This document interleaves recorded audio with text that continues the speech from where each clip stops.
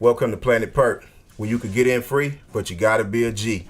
And like a Newport short in a Louisiana parish jail, I ain't got no filter. Now today, we about to kick this motherfucker off. I got D in here, I got Patty, I got my nigga Trey. Say what's up, family. What's up? What's that? Y'all already know what it is and how we do it, man. So we gonna kick it off today, man, with this Lil Wayne, man. Everybody heard that Carter 5? Did it really come out? Nah, I ain't heard it. You ain't heard it yet? like I heard something, and I heard a lot of Wayne. He got a track with some guy, right? Some guy, that other guy that raps really good. Man, like real talk. All right. Let me just start off by saying this about Lil Wayne. I think we all need to respect that brother because he is the Michael Jackson of hip hop. Now follow me back, right? So like he was a child star. He was that dude. He was out there doing the hot boys, the bling bling. We all know that, right? Okay. His daddy tried to kill him. Man, a lot of people tried to kill him, apparently. I mean, even him. Like, the dude, what was his name? Police Officer Bob or some shit? But anyway. but dude, like, we did him wrong, right? Like, we saw the Carter documentary. We all got the bootleg. You know what I'm saying? Everybody got the torrent. And I saw it, and I saw he was on that lean. I saw it. I saw that he wasn't writing anything down. I saw it. But I stood back because I was like, fuck it. That shit was hot, man. He was putting out a lot of music. Okay. All right. And so, let's all just face it. Joe Budden said that he was one of those game changers. And I can't say that because he's a child of Pac. Right? And that's going to come up a couple of different times. He is a child of Pac. So, yeah, Lil Wayne finally dropped the Carter 5. Was it worth waiting the 5 years that it took? Nah, bro. It wasn't worth it. I could agree. It was a lot of music. It was a lot of Wayne. And frankly, I have yet to get through all 29,000 songs of it because I can't do it, man. I listen to other people and they go, oh, man, did you hear that one with Kendrick? And I'll be like, oh, there's one with Kendrick? Yeah. I didn't even get to that point. Yeah, you can find yourself jumping into those tracks. We jammed it on the way over here, man, and the replay value is where I struggle with it because it's like you're gonna skip through tracks. It's 23 tracks.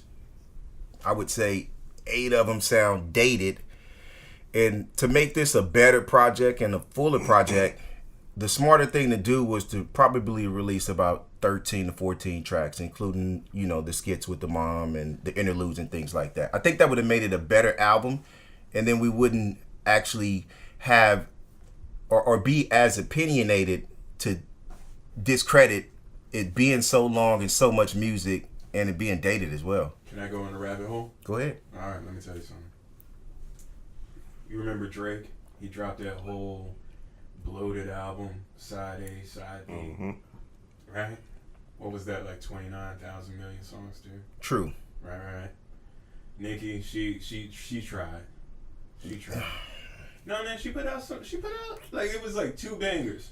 There's like 2 songs where, like, if somebody put that on, I'd be like, man, put that on track, something.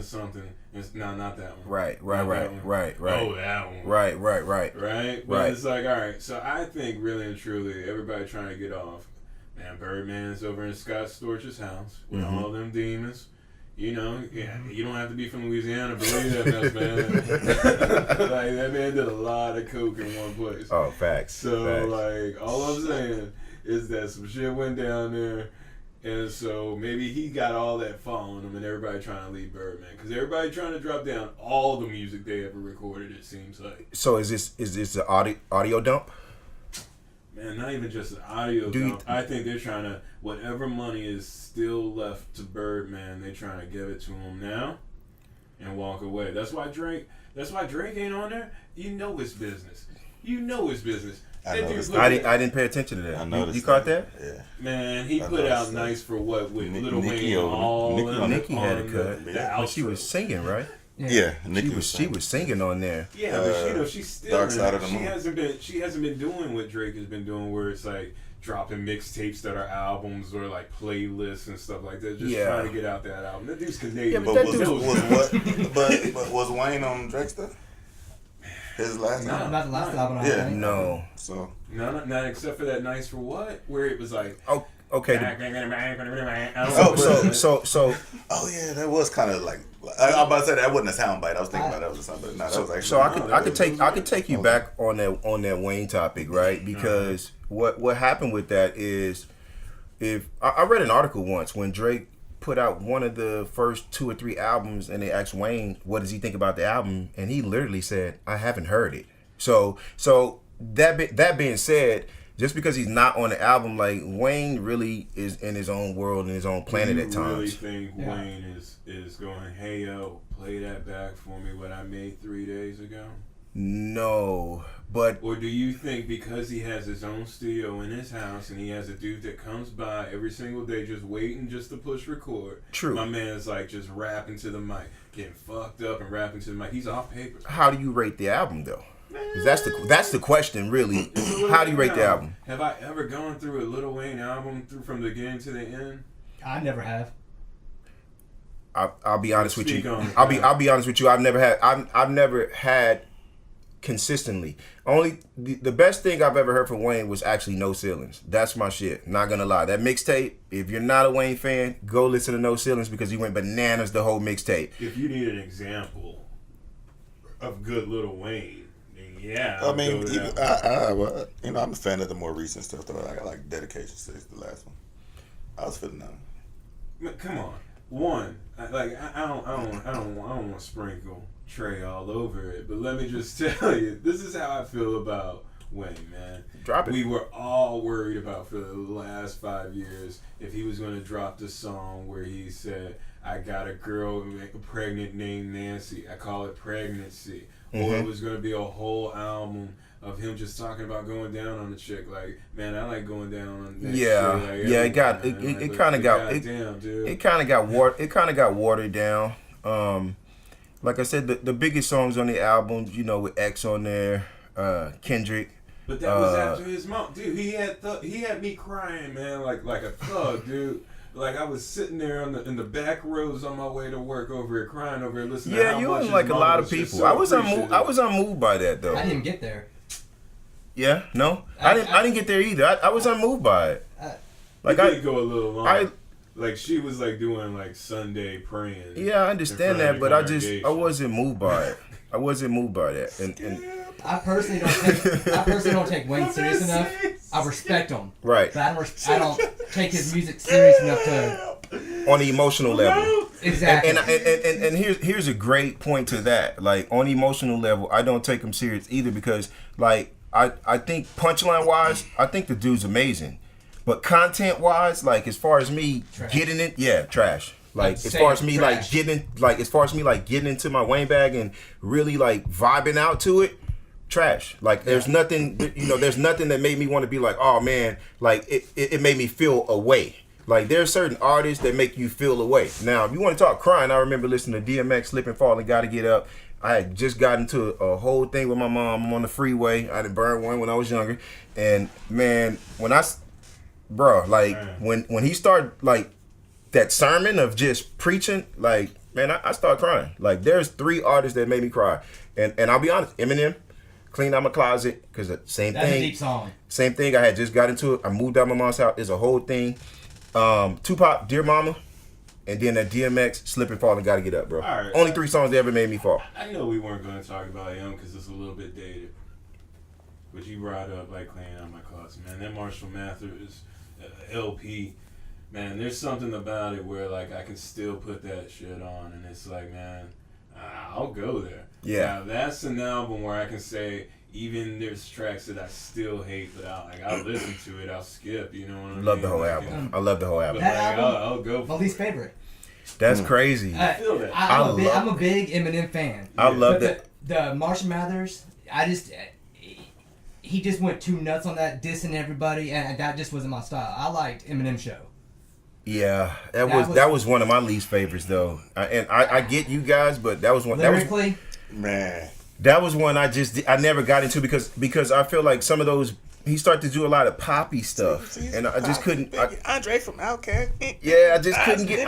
I couldn't get in that bag. Like that bag to me was very was very empty because I just lyrically I just could not get into that bag. Yeah. Like but that's the beautiful thing about music, right? Like you may like track 1 and 3, and I may be like track 4 and 5 of an album relates more But there's to also me. expectations though. Like if you True. expecting True. Slim Shady and he comes out with Revival, then Revival's gonna suck. If you Exactly. expecting that Revival, but he That comes was out my- with Slim Shady. 'cause, see, and that you was- know, at one point it was like, oh boy, he's too Slim Shady. Marshall Mathers 2 was actually a good album.